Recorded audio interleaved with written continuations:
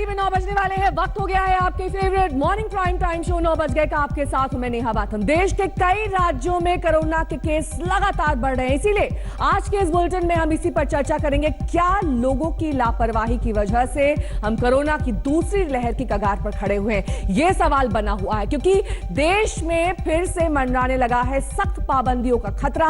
Corona के बढ़ते हुए केस को देखते हुए आज राज्यों के मुख्यमंत्रियों के साथ पीएम मोदी बैठक करने वाले हैं और शो में हम एमपी, छत्तीसगढ़ और झारखंड के स्वास्थ्य मंत्रियों के साथ इस पर चर्चा करेंगे। लेकिन सबसे पहले ये रिपोर्ट देखिए।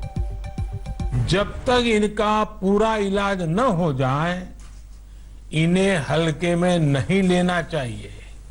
इसलिए याद रखिए, जब तक दवाई नहीं तब तक ढिलाई नहीं। क्या पीएम मोदी की सीख भूल गए लोग? कम से कम 4 शहरों की तस्वीरें तो यही बयां कर रही हैं।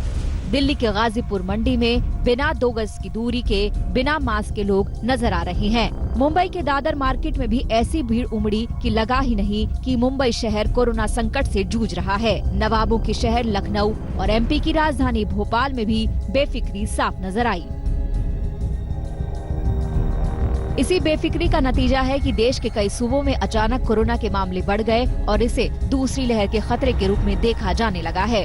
स्वास्थ्य मंत्रालय की तरफ से जारी कल आंकड़ों के मुताबिक कोरोना के 24,492 नए मरीज सामने आए हैं। ये लगातार छठा दिन है जब कोरोना के 20,000 से ज्यादा नए मरीज सामने आए हैं। महाराष्ट्र में कल 17,884 नए केस सामने आए, जबकि 87 लोगों की मौत हो गई। अकेले मुंबई में 1,922 नए केस सामने आए और कोरोना से 4 लोगों की मौत हुई। केंद्रीय टीम की एक रिपोर्ट में इसे महाराष्ट्र में दूसरी लहर की शुरुआत बताया जा रहा है। पंजाब में कल 1,475 नए केस सामने आए। मध्य प्रदेश में 817, दिल्ली में कोरोना के नए केस ने फिर से 400 का आंकड़ा पार किया है। हाल ही है कि सिर्फ 7 राज्यों में कोरोना से 87% से ज्यादा नए केस सामने आए हैं। यही वजह है कि एक बार फिर पीएम को दखल देने के लिए सामने आना पड़ा है। पीएम मोदी मुख्यमंत्रियों के साथ दोपहर 12:30 बजे वर्चुअल मीटिंग करेंगे।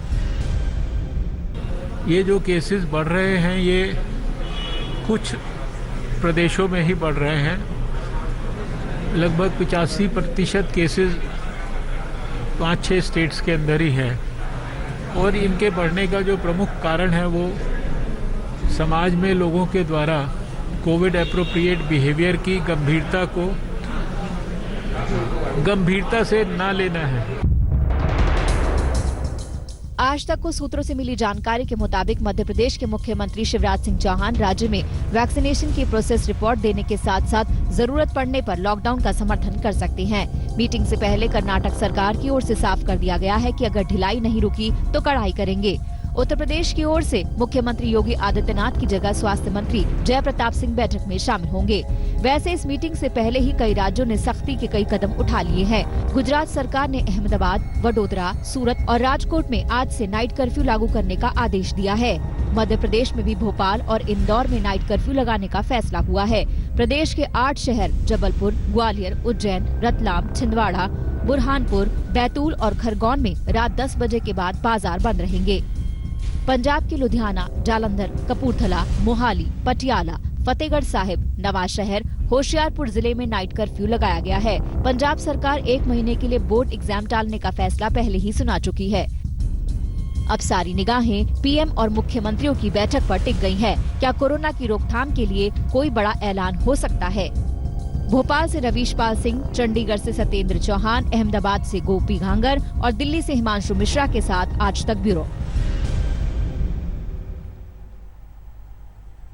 3 खास मेहमान हमारे साथ इस वक्त जुड़ गए हैं। प्रभुराम चौधरी जी मध्य प्रदेश के स्वास्थ्य मंत्री हैं हमारे साथ। बन्ना गुप्ता जी हैं जो कि रांची से हमारे साथ जुड़ गए हैं, झारखंड के हेल्थ मिनिस्टर हैं। वहीं टीएस सिंहदेव हमारे साथ जुड़ गए हैं जो कि छत्तीसगढ़ गवर्नमेंट में मिनिस्ट्री ऑफ हेल्थ से जुड़े हुए हैं। आप तीनों का बहुत बहुत स्वागत है। लेकिन सबसे पहले टीएस सिंहदेव जी आपका रुख करते हुए, ये जो नए और ताजा मामले आ रहे हैं और जो एक स्पाइक देखा जा रहा है कोरोना के केसेस में, इसकी दरअसल एक बड़ी वजह लोगों की लापरवाही है और साथ ही जो सोशल डिस्टेंसिंग और मास्क को लेकर तमाम एहतियात बरतने चाहिए वो लोग नहीं बरत रहे हैं। लेकिन क्या एक बड़ी वजह ये भी है कि जो सोशल गैदरिंग्स हैं, यानी कि एक शादी ब्याह, क्लब्स, पब्स और जो मरने के उपरांत जितनी क्रियाएं होती हैं उसमें जो एक अंकुश लगाना चाहिए थे लोगों के जमा होने पर, वो भी एक बड़ी लापरवाही प्रशासन की ओर से।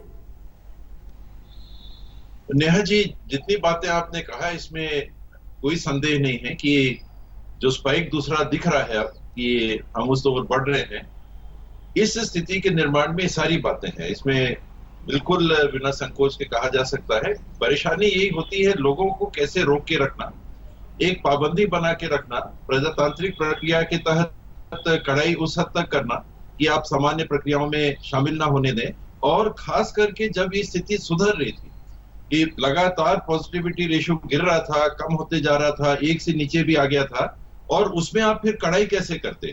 तो ये घटते हुए संख्या में, घटते हुए प्रतिशत में, बढ़ती हुई गतिविधियों में ये स्पाइक दोबारा आया है और हमको अभी भी बहुत सतर्क होने की जरूरत है। नहीं तो ये जो आंकड़े पॉजिटिविटी के अभी छत्तीसगढ़ में 2.2 हैं, ये 3 पार कर जाएगा, 5 भी पार कर सकता है। प्रभुराम जी हमारे साथ जुड़े हुए हैं। प्रभुराम जी, आपका राज्य वो राज्य जहां के कई शहरों में इस वक्त नाइट कर्फ्यू की नौबत आ चुकी है। आपके सीएम शिवराज सिंह चौहान ने प्रोग्रेस रिपोर्ट मांगी है टीकाकरण की, लेकिन इस बात को भी दरकिनार नहीं किया जा सकता कि टीके के बावजूद भी 1-2 ऐसे मामले हैं जिन्हें कोरोना हुआ है, संक्रमित हुए हैं वो लोग।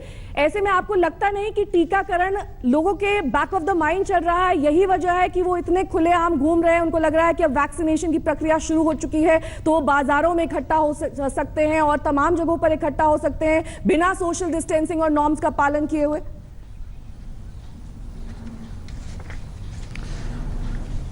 मुख्यमंत्री जी की अध्यक्षता में हमारी मीटिंग हुई और मीटिंग में इन सब चीज़ों को ध्यान में रखा। जिस तरीके से केस मध्य प्रदेश में बढ़ रहे थे, कुछ जो हमारे इंदौर और भोपाल में, इसके अलावा जो महाराष्ट्र बॉर्डर के जो ज़िले थे वहाँ दृष्टिगत रखते हुए कल मुख्यमंत्री जी ने ये निर्णय लिया है कि इंदौर और भोपाल में आज से नाइट कर्फ्यू लगाया जाएगा।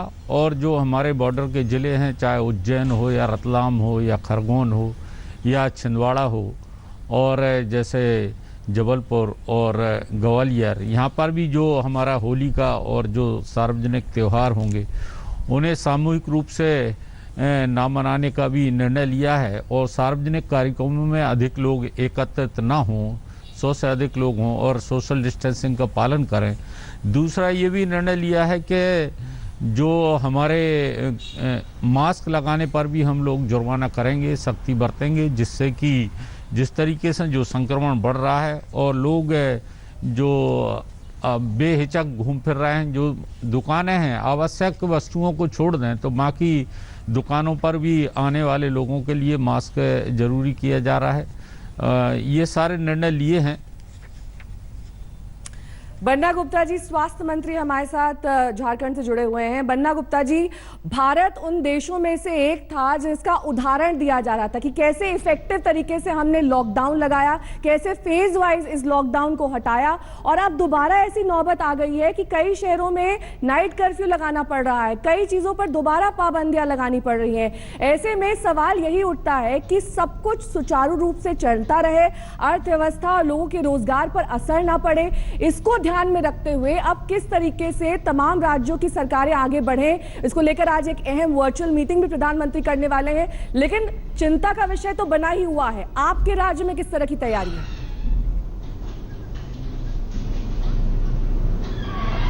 देखिए, हमारे राज्य में हमारे आदरणीय मुख्यमंत्री जी ने लगातार हाई प्रोफाइल बैठक की है, समीक्षा की है और हम लगातार इस विषय के लिए गंभीर हैं। और हमारे राज्य में 3 जिले तो ऐसे हैं जिनमें हम लोगों ने कोरोना मुक्त कर दिया है और बाद बाकी 13 जिले ऐसे हैं जिसमें अभी संख्या 1 के आगे नहीं बढ़ी है, तो एक सिंगल डिजिट पे है और कुल जो है 577 मामले हैं।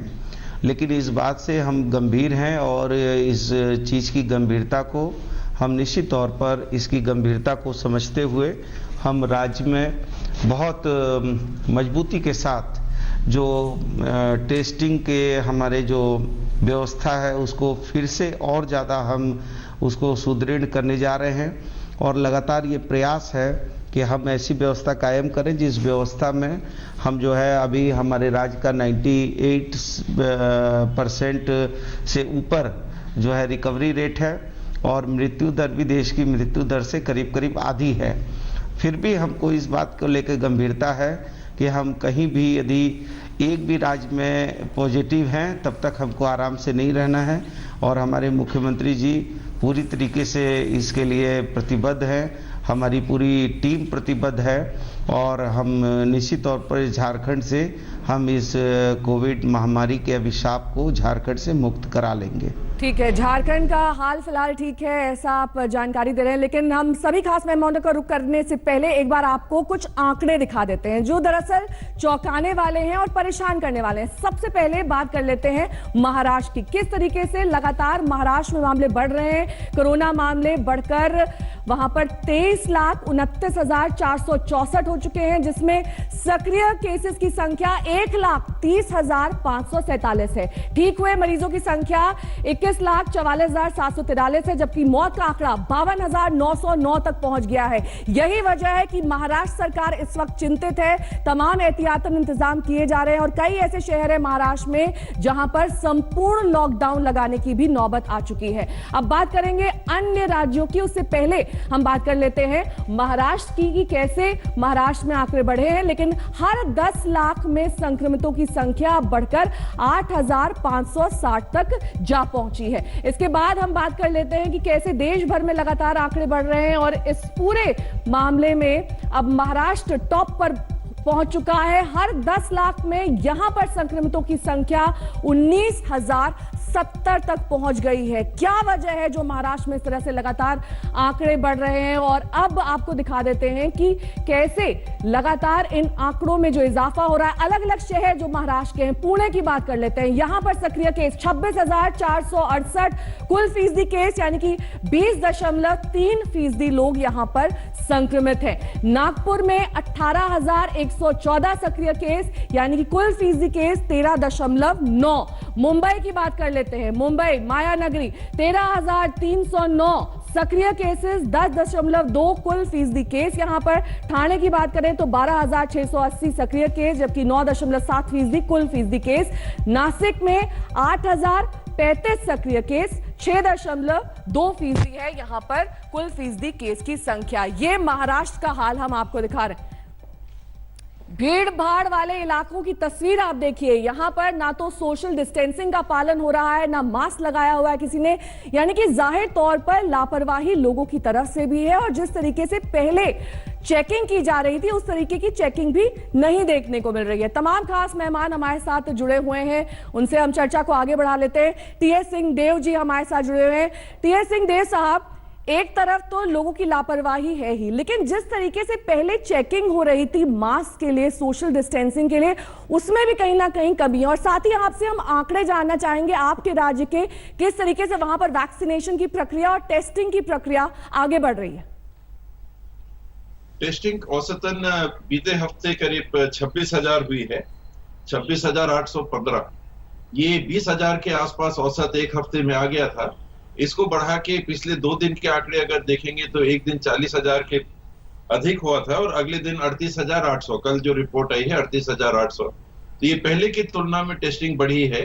वैक्सीनेशन की संख्या, health care workers, frontline workers ये सैचुरेट हो रहे हैं।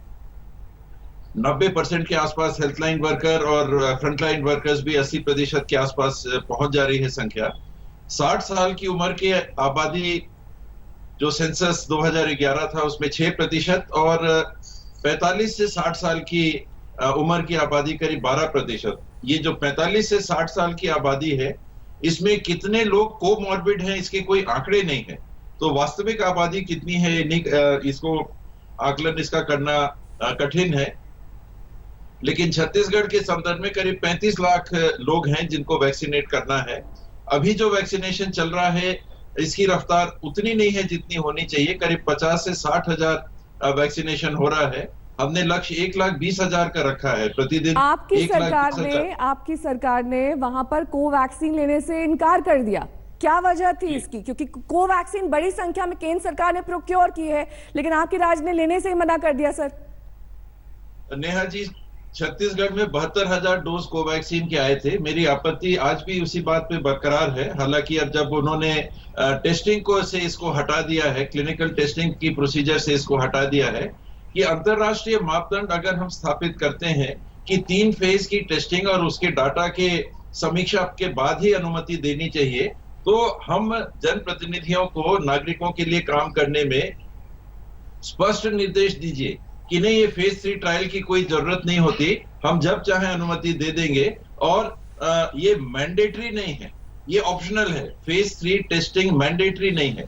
तो हम लोग जिनको ये निर्णय लेने होते हैं जनहित में, हम लोगों को ये स्पष्ट डायरेक्शन होने चाहिए कि क्या ये अंतरराष्ट्रीय मापदंड फेज 3 टेस्टिंग करके और डाटा प्रोसेसिंग करके फिर सर्वर में डालिए, फिर बाकी प्लेटफॉर्म में डालिए, उसमें समीक्षा वैज्ञानिक सामान्य रूप से स्वतंत्र रूप से करते हैं और फिर उसके उपयोग के लिए बात होती है। क्या ये अनिवार्य प्रक्रिया है या हम जब चाहें बीच में इसको तोड़ सकते हैं? तो इमरजेंसी यूज ऑथराइजेशन में भी एक और शॉर्टकट, ये मुझे लगता है कि अनुचित है और ये एक दृष्टांत नहीं बनना चाहिए, एक प्रेसिडेंट नहीं बनना चाहिए। ठीक है, हमारी वैज्ञानिक प्रक्रिया। प्रभुराम चौधरी जी का मैं रुख करूंगी। प्रभुराम जी, आपके राज्य में जिस तरह की स्थिति अभी है, जो आंकड़े सामने आ रहे हैं वो दरअसल परेशान करने वाले भी हैं और दरअसल एक सीख भी ये देते हैं कि जैसे जैसे कोरोना के आंकड़े अब बढ़ रहे हैं, सरकार की चिंता का सबब भी बढ़ रहा है, लेकिन इसकी रोकथाम के लिए अब क्या प्रोसीजर, आगे की क्या रणनीति? नहीं, मैंने आपको पूर्व में भी बताया है कि केस जो हमारे मध्य प्रदेश में निश्चित रूप से बढ़े हैं। अभी पर डे करीब 800 केस हमारे पॉजिटिव निकल रहे हैं और लगभग 5,000 से आसपास केस मध्य प्रदेश में अभी पॉजिटिव हैं। इसी के लिए मुख्यमंत्री जी ने, आदरणीय शिवराज सिंह चौहान जी ने इसको चिंता व्यक्त करते हुए ये निर्णय हम लोगों ने लिए हैं, जो मैंने पूर्व में बताए हैं कि हम लोगों ने नाइट कर्फ्यू भी लगाया है और जो आने वाले जो त्यौहार हैं जहाँ भीड़ एकत्रित होती थी उसको भी प्रतिबंधित किया है। बसों में जाने वाले यात्रियों के लिए भी मास्क कंपलसरी किया गया है, जिससे जो क्राउड इकट्ठा होता है और जिससे कोरोना फैलता है उसमें हम रोकथाम कर सकें। और रही बात वैक्सीन की, तो वैक्सीनेशन में हमारा प्रदेश अच्छी तरीके से काम कर रहा है। अभी मैंने आपके 13 तारीख तक लगभग हमारे 15 लाख तक वो हो चुके थे और 16 लाख के आसपास हम लोगों ने अभी तक वैक्सीनेशन कर लिया है। और फ्रंटलाइन वर्कर और हमारे हेल्थ केयर वर्करों में भी हम लोगों ने 99 से 100% तक वैक्सीनेशन किया है और वैक्सीनेशन अच्छे से मध्य प्रदेश में चल रहा है। 3 अलग-अलग राज्यों के स्वास्थ्य मंत्री हमारे साथ जुड़े हुए हैं, तमाम चर्चा उनसे करेंगे, लेकिन इस बीच आपको सुना देते हैं कि बिहार के स्वास्थ्य मंत्री मंगल पांडे जी क्या कुछ कह रहे हैं। बिहार का स्वास्थ्य विभाग शुरू से ही गंभीर है कोरोना के हर मामले में। पिछले साल से जब से शुरुआत हुई है और आज तक हर कदम पे बहुत गंभीरता के साथ हम लोगों ने काम किया है, बहुत जिम्मेवारी के साथ, और उसी का आज परिणाम है कि बिहार के अंदर 350 से भी कम कोरोना के मरीज राज्य के अंदर हैं। आज 6 जिला ऐसा है जहां 0 मरीज हैं और रिकवरी रेट 99.29% है। लेकिन विगत कुछ दिनों में देश के दूसरे राज्यों में जब कोरोना का प्रभाव बढ़ता हुआ दिखा तो हम सब लोग सभी परिस्थितियों पर नजर रखे हुए हैं। दूसरे कुछ राज्यों में कोरोना के केसेस बढ़ते हुए दिखाई पड़े हैं, इसलिए हम लोग सचेत हैं और सचेत होकर निर्णय किए हैं कि कोई भी सार्वजनिक कार्यक्रम होली मिलन का राज्य के अंदर आयोजित नहीं किया जाएगा, ताकि कहीं भीड़ भाड़ ज्यादा न लगे, कोरोना का प्रभाव न बढ़े।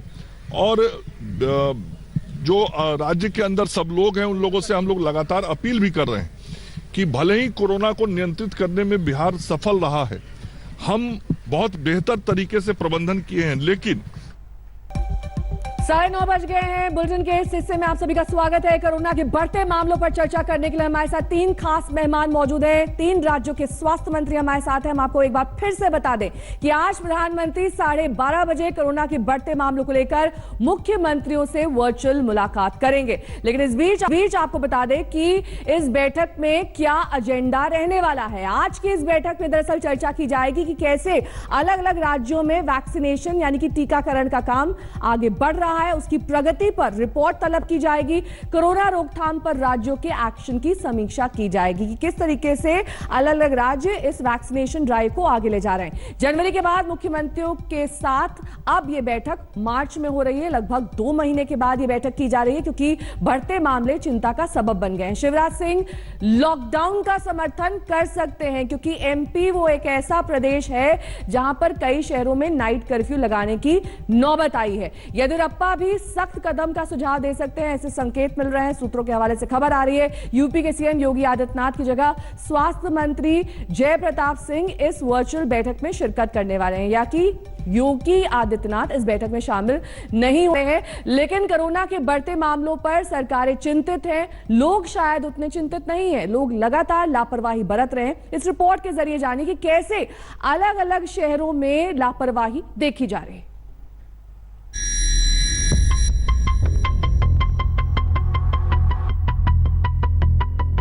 कोरोना काल में अगर आपको भीड़ से डर लगता है तो दिल्ली के इन दिलेरों को देख लीजिए।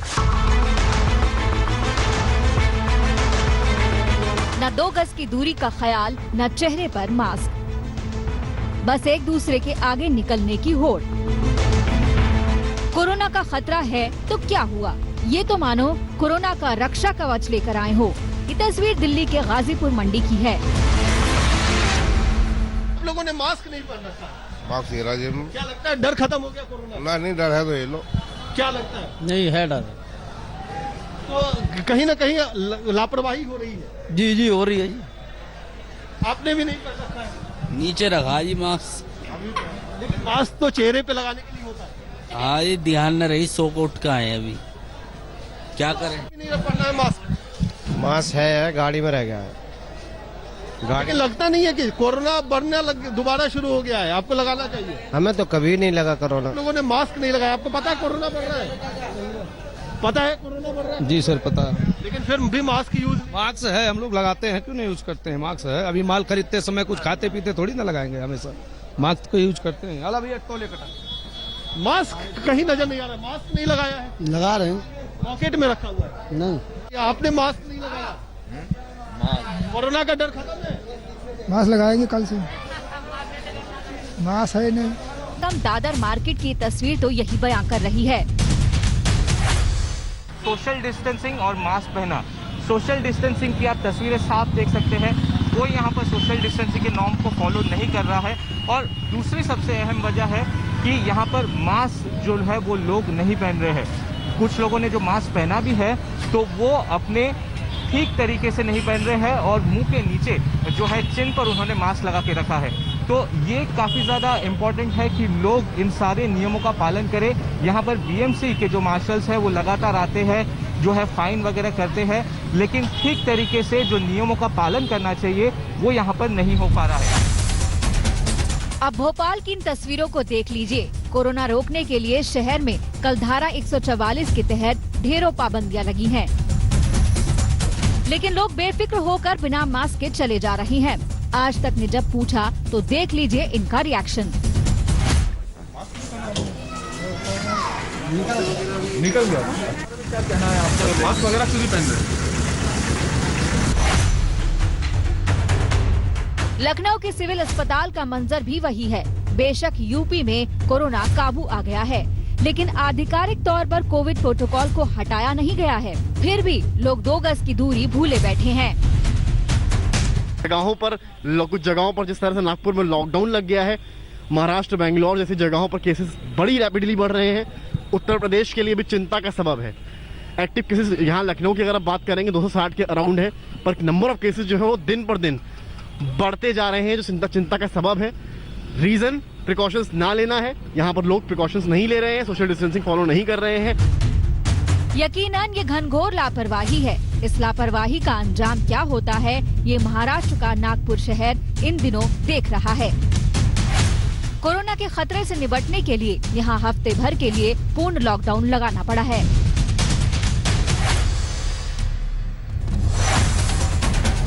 दो तस्वीरें देखिए। पहली तस्वीर लापरवाही की, जब बाजार में लोग कोरोना नियमों की धज्जियां उड़ाकर उमड़ रहे हैं। दूसरी तस्वीर लॉकडाउन की है। बाजारों और सड़कों पर सन्नाटा पसरा है। क्या थोड़ी सी आजादी पाने के लिए लॉकडाउन की सजा पाने के लिए तैयार हैं लोग? मुंबई से सौरभ वक्तानिया, भोपाल से रवीश पाल सिंह, लखनऊ से समर्थ श्रीवास्तव और दिल्ली से कुमार कुणाल के साथ आज तक ब्यूरो। तीन खास मेहमान लगातार हमारे साथ जुड़े हुए हैं। बन्ना गुप्ता जी झारखंड के स्वास्थ्य मंत्री हमारे साथ हैं, टीएस सिंहदेव जी हमारे साथ जुड़े हुए हैं, वहीं प्रभुराम चौधरी जी भी हमारे साथ हैं। लेकिन बन्ना गुप्ता जी, आपका रुख करते हुए, जिस तरीके से आप आंकड़े बता रहे हैं और ये कह रहे हैं कि स्थिति नियंत्रण में है, कंट्रोल में है, कहीं ना कहीं सवाल ये भी उठता है कि जो रिपोर्टेड केसेस हैं उनकी संख्या में कमी है। इसी वजह से लगता है कि हाँ, रिकवरी रेट हमारा कंट्रोल में है, और जिस तरीके से टेस्टिंग की जा रही है उसमें भी कहीं ना कहीं अगर कमी हो तब भी रिपोर्टेड केसेस कम आते हैं।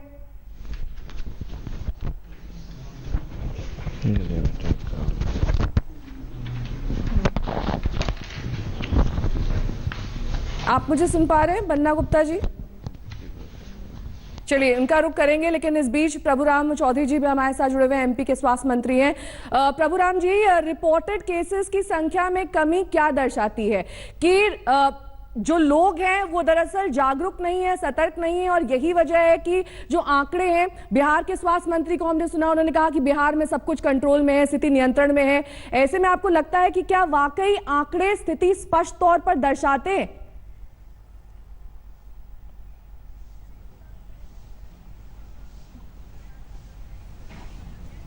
देखिए, ऐसा है, मैंने पूर्व में आपको बताया कि अभी मध्य प्रदेश में जो टोटल पॉजिटिव केस हैं 5,600 पॉजिटिव केस हैं, और अभी जो ट्रेंड हमारा पर डे का है 800 के आसपास पिछले 3-4 दिन से हैं। आज का हमारा 832 केस पॉजिटिव आए हैं, और जिन डिस्ट्रिक्टों में केस पॉजिटिव आ रहे थे वहाँ पर सरकार ने और मुख्यमंत्री जी ने कड़े निर्णय भी लिए हैं, और आम नागरिकों को और जागरूक करने के लिए जागरूकता अभियान भी हम लोगों ने चलाया। वहाँ जहाँ नाइट कर्फ्यू की आवश्यकता थी वहाँ नाइट कर्फ्यू भी लगाया है। जहाँ बॉर्डर पर हमें स्क्रीनिंग करना थी वहाँ हम लोग स्क्रीनिंग भी कर रहे हैं।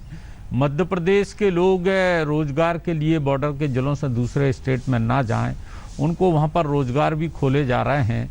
जहाँ जो त्यौहार आ रहे हैं वहाँ लोग इकट्ठे होने की आवश्यकता है, उस पर भी प्रतिबंध लगाया गया है कि ज़्यादा लोग इकट्ठे ना हों।